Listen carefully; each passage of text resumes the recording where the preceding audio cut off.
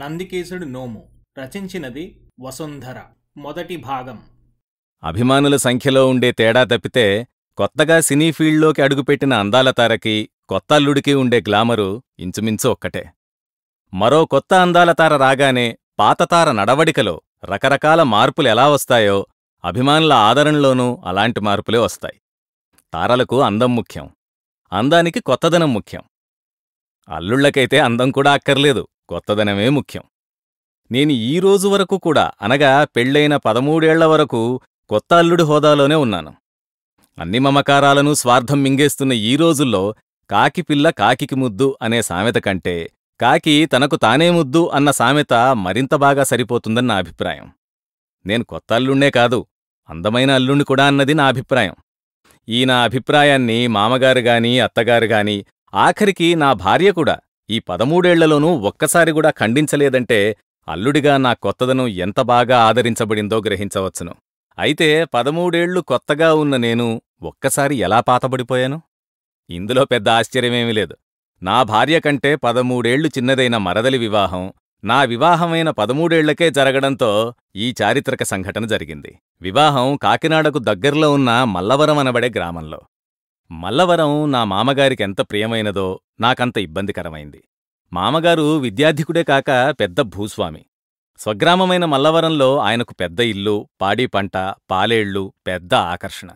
ఆ ఊళ్ళో ప్రతి ధూళిరేణువు ఆయనవెన్నో కథలు చెప్తాయి. ఆ ఊళ్ళో ధూళికి తక్కువేమీ లేదు. అల్లుళ్లకు ఆ ఊళ్ళో తను బాగా మర్యాదలు చేయగలనని నా మామగారి నమ్మకం.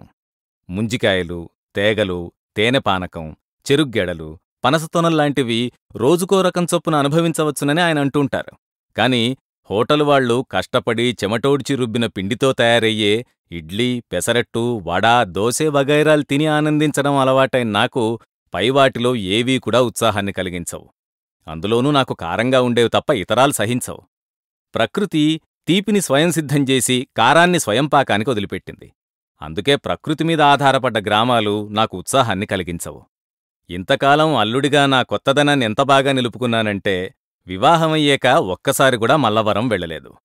మరదలి పెళ్లితో నేనొక్కసారిగా ఎంత పాతబడిపోయానంటే శుభలేఖ పంపిస్తూ మామగారో ఉత్తరం కూడా రాశారు. పెళ్లికి వారం రోజుల ముందుగానే నేను సతీసుత సమేతంగా సరాసరి మల్లవరం రావలసిందని ఉందందులో. ఇది ఆజ్ఞలాగుంది తప్పితే అర్థింపులా లేదు. ఇది మామగారు అల్లుడికి రాసిన ఉత్తరంలా లేదు, ప్రధానమంత్రి ప్రెసిడెంటుకు పంపిన కాగితంలా ఉంది. పెళ్లి పిలిపేలా ఉందంటే ఇక పెళ్లిలో నాకు మర్యాదలేం జరుగుతాయి అని నేను శ్రీమతి వద్ద వాపోయాను. చాల్లేండి, ఎవరైనా వింటే నవ్విపోతారు. పెళ్ళయి 2 పిల్లలు పుట్టారు, ఇంకా మర్యాదలేమిటి? నడుం కట్టొచ్చిన వాళ్లకి అన్ని మర్యాదలు చేసి తంతు ఘనంగా జరిపించాలి అనేసింది శ్రీమతి వెంటనే. పెళ్లి వాళ్లదైతే మర్యాదలు మనం చేయడమేమిటి అన్నాను విసుగ్గా. పెళ్లి వాళ్లదంటారేమిటండి, మనదే. మనం వెడుతున్నది నా చెల్లెలి పెళ్లికి, మీ మరదలు పెళ్లికి. మనం ఆడపెళ్లివారం అంది శ్రీమతి. మనమంటున్నావు, నేను కూడానా అన్నాను నీరసంగా. మీరిప్పుడు పెళ్లికూతురు తరఫా పెళ్లికొడుకు తరఫా చెప్పండి అంది శ్రీమతి పెద్ద ఆరిందలా. నేను బదులు చెప్పకపోవడం చూసి మనం అన్నానని అభ్యంతరం చెప్పారు మీరు, నేను వేరా అంది మళ్ళీ. నేను చటుక్కున కాదు వసు, కాదు అన్నాను. ఆడపెళ్లివారికి బంధువు కావలసి ఉందన్న భయము ఎంత ప్రమాదకరమైంది. అది ప్రాణానికి ప్రాణంగా ప్రేమించే నా భార్య నుంచే నన్ను విడదీయబోయింది. శ్రీమతి వెంటనే అభిమానంగా, మీరు ఆవేదన అంటున్నది ఆవేదన కాదు, సెన్స్ ఆఫ్ హ్యూమర్.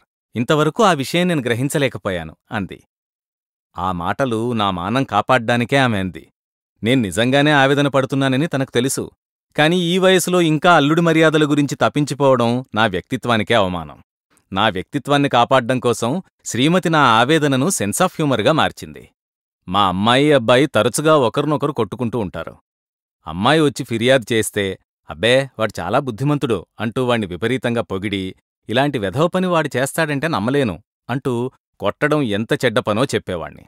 అప్పుడు మా అబ్బాయి అక్కను రహస్యంగా పిలిచి, అక్కా, ఇంకెప్పుడూ నిన్ను కొట్టను, నాన్నగారికి నా మీదున్న మంచి అభిప్రాయం పోగొట్టకు అని వేడుకునేవాడు. అప్పటికలా జరిగినా వాడు మళ్లీ అక్కతో దెబ్బలాడుతూనే ఉండేవాడు. అబ్బాయి అమ్మాయి మీద ఫిర్యాదు చేసినా ఇంతే. చిన్నపిల్లల్ని అదుపు చేయడానికి పెద్దవాళ్ళిలాంటి ట్రిక్కులు చేయడం చాలా ఇళ్లల్లో పరిపాటి. అయితే పెళ్ళయ్యాక చెట్టంత మగాడు భార్య ముందు చిన్నపిల్లాడైపోతాడనడానికి నేనో ప్రత్యక్ష సాక్షిని. ఇంతకీ ఆడపెళ్లివారి తరఫున వెళ్లడానికి కొత్త కాదు నాకు. అప్పటికిద్దరు చెల్లెళ్ల పెళ్లిళ్లు కూడా జరిపించి మర్యాదల్లో శభాష్ అనిపించుకున్నాను. కాని ఇప్పటి సంగతి వేరు.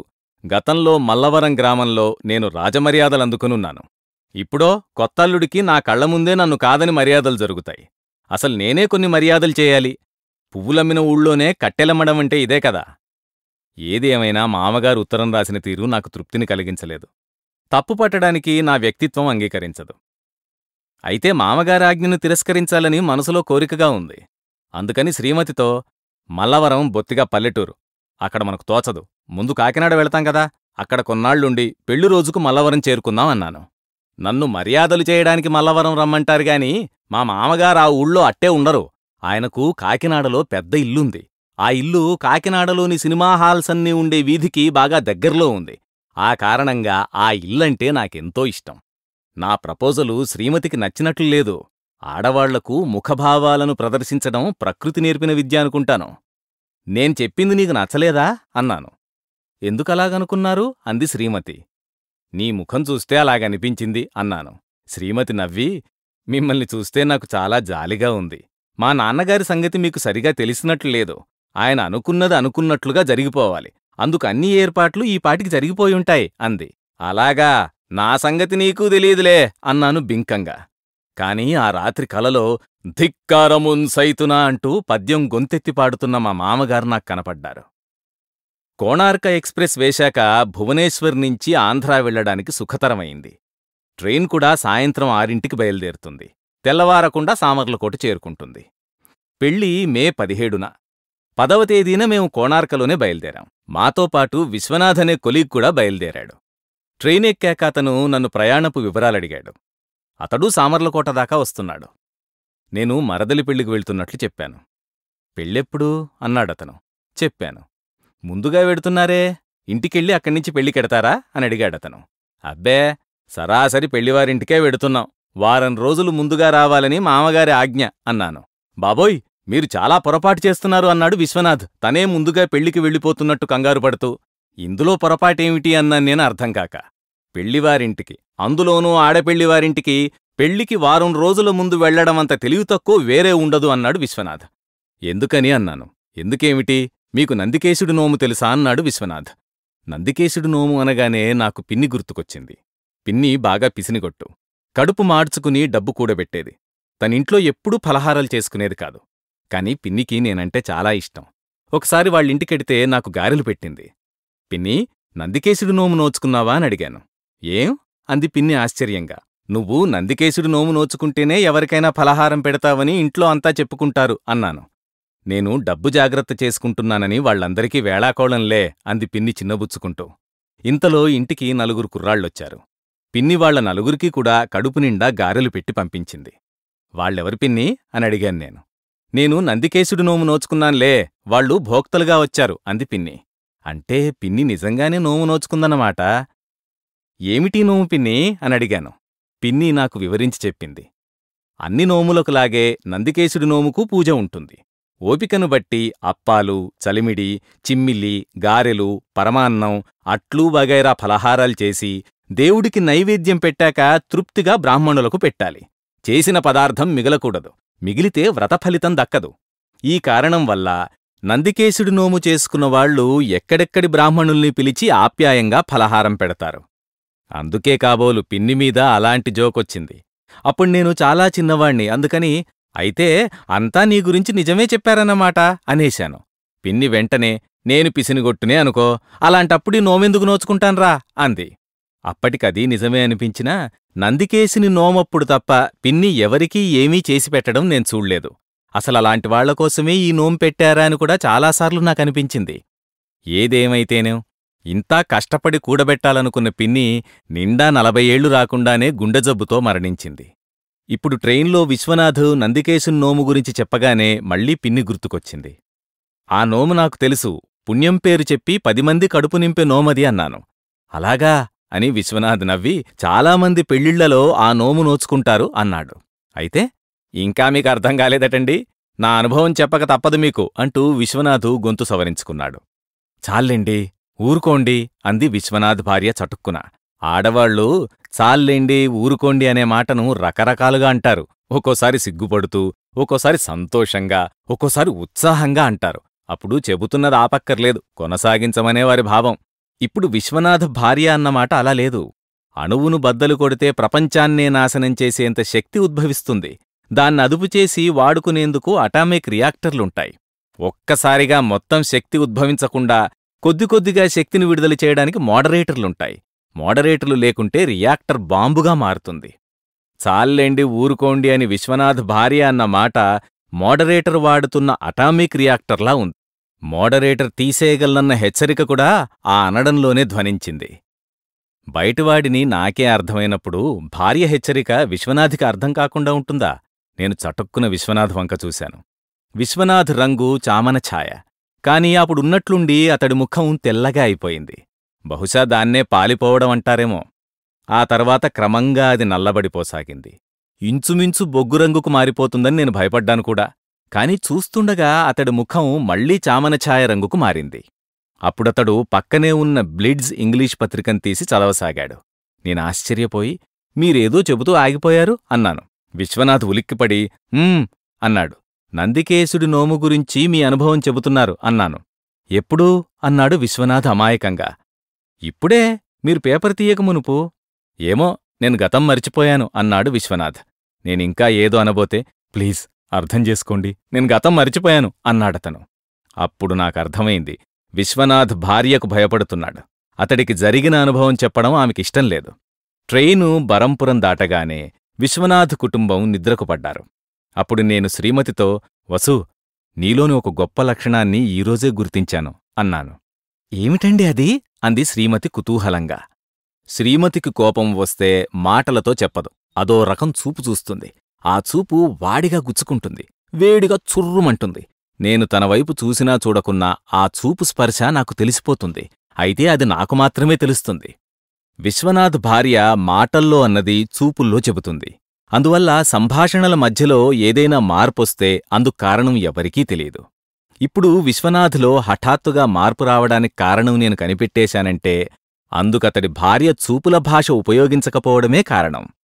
స్త్రీ సమాన హక్కుల కోసం ఎందుకు పోరాడుతుందో తెలియదుగాని ఈ రోజుల్లో భార్యావిధేయుడు కానివాడెవరు? ఎటొచ్చి ఆ విషయం రహస్యంగా ఉంచడానికి సహకరించే భార్య ఉంటే అది పెద్ద అదృష్టమే కదా. ఏడ్చినట్లుంది. ఇంకా మీరు నన్ను నిజంగా పొగుడుతున్నారనుకున్నాను అంది శ్రీమతి నేను చెప్పింది విని. ఆ తర్వాత మేము పడుకున్నాం. ఓ రాత్రివేళ బాత్రూంకు వెళ్లాలనిపించి లేచాను. అప్పుడు చటుక్కున నాతోపాటు బయలుదేరుతూ, మీరెప్పుడు లేస్తారా అని చూస్తున్నాను అన్నాడు. నాకు వెంటనే నందికేశుడి నోము గుర్తొచ్చింది. అంటే భార్య మెలకువగా ఉండగా చెప్పడానికి భయపడ్డ విశేషాన్ని అతడిప్పుడు ఇలా అనుకుని, చెప్పండి అన్నాను. నా అనుభవం మీకు చెబితే మీరు పెళ్లికి ముందుగా వెళ్లరు. పెళ్లికి ముందుగా మీరు వెళ్ళకపోతే మా ఆవిడకు నామీద అనుమానం వస్తుంది. తను వద్దన్న పనిచేసి నా కాపురంలో నిప్పులు పోసుకోలేను. అందుకని మీకు సారీ చెప్పుకోవాలనుకుంటున్నాను అన్నాడు విశ్వనాథ్. అంటే మీ అనుభవం నాకు తెలిసే అవకాశం లేదా అన్నాను. ఎందుకు లేదు? అనుకున్న ప్రకారం పెళ్లికి వెళ్ళి చూడండి అన్నాడు విశ్వనాథ్. టైం 4:30 లేదో కోణార్క్ ట్రైను సామర్లకోట ప్లాట్ఫారం మీద ఆగింది. మేమంతా హడావిడిగా ట్రైన్ దిగుతుండగా జోగారావు కనపడ్డాడు. అతడు మాకంటే ఎక్కువ హడావిడిగా ఉన్నాడు. జోగారావు మా మామగారికి దూరపు బంధువు, కాని అవసర సమయాల్లో బాగా దగ్గరవాడు. 10 మందికి సాయపడ్డంలో బంధువర్గంలో ఎవరైనా అతడి తర్వాతేనని మామగారు అస్తమానూ అతన్ని మెచ్చుకుంటూ ఉంటారు. బహుశా మామగారిప్పుడతణ్ణి మమ్మల్ని రిసీవ్ చేసుకునేందుకు పంపించి ఉంటారని భావించి, ఏమిటి అనవసరంగా శ్రమపడి ఈ సమయంలో వచ్చావు అన్నాను. ట్రైన్ ఈ సమయంలో ఉంటే నేనింకో సమయంలో ఎలా వస్తాను అన్నాడు జోగారావు. అతడు కాస్త పెడసరంగా మాట్లాడతాడని నాకు తెలుసు. అయితే మాత్రం నువ్వెందుకు రావడం, మేం రాలేమా అన్నాను అతని ధోరణిలోనే బదులిస్తూ. మీరు రాగలిగితే మాత్రం నేను వెళ్ళొద్దు అన్నాడు జోగారావు. అతడు మమ్మల్ని రిసీవ్ చేసుకుందుకు రాలేదని, తను విజయవాడ వెడుతున్నాడని అర్థం చేసుకుందుకు నాకు కాసేపు పట్టింది. ఎన్నాళ్లుంటారు అన్నాను. ఎన్నాళ్లుంటే ఏం, పెళ్లి రోజుకు మల్లారం వచ్చేస్తాంగా అన్నాడు జోగారావు. అదేమిటి, పెళ్లికు ముందుగా రావా అన్నాను ఆశ్చర్యంగా. వచ్చేవాడినే, కానీ ఈ పెళ్లిలో నందికేశుడు నోము పెడుతున్నారు అని ఇంకా ఏదో చెప్పబోయి ఆగి, అన్నట్లు నువ్వు పెళ్లికి ముందుగానే వెడుతున్నావుగా, ఇంటల్లుడివి, నీకు తప్పదులే అని చటుక్కున కదులుతున్న ట్రైన్లో ఎక్కేశాడు. కోణార్క సామర్లకోటలో ఆగేదే 2 నిమిషాలు. చూస్తుండగా నాకు కనుమరుగయ్యాడు జోగారావు. నేను తెల్లబోయాను. ఏమిటి నందికేశుడి నోము? విశ్వనాథు దీని గురించే నన్ను భయపెట్టాడు. జోగారావు దీనికి భయపడే పారిపోతున్నాడు. సమాప్తం. గాత్రధారణ మిమిక్రీ జనార్దన్. సమర్పణ ఎడవల్లి అసోసియేట్స్. నిర్వహణ Arila studios. Audio engineer Santosh Vadnala. Studio sound city Hyderabad.